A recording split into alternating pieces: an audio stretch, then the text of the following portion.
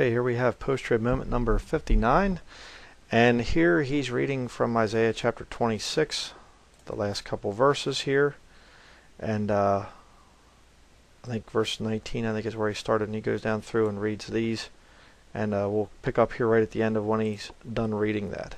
So many will point to this and say, this is a pre-tribulation rapture right here. No, it isn't. That's ridiculous. Okay, again, I never taught on this. I don't know anybody that's ever taught on this. You know, ridiculous. It's in the Old Testament.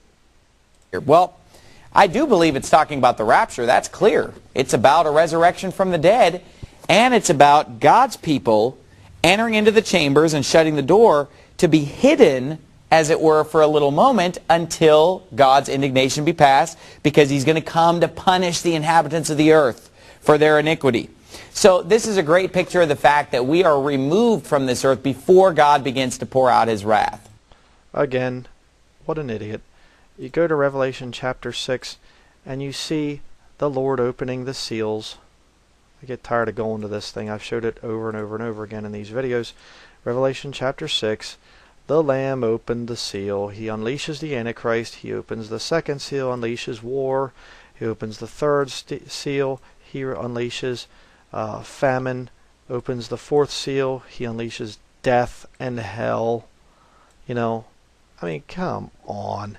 And it's not, oh, then this ends the tribulation and then the wrath comes next. This is one account of the time of Jacob's trouble. It doesn't give the detail of the 7 trumpets and the 7 vials that are poured out, but they are part of it. The book of Revelation is multiple accounts of the same event, that event being the time of Jacob's trouble. Give me a break.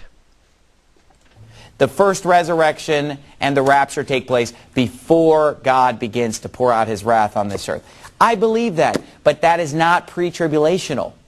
Because again, this is where people have made the mistake of equating tribulation with God's wrath. I encourage you, please, look up all 22 times that the New Testament uses the word tribulation. You'll find references to persecution. You'll find references. Again, he's just doing the same error over and over and over again, trying to say that the tribulation is a title that God uses to explain this coming 7-year time period of Jacob's trouble. It is not. It is never used as a title. It's used as a description.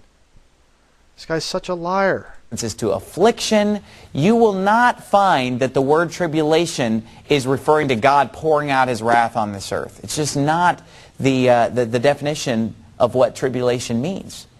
And so and the time is not called the tribulation.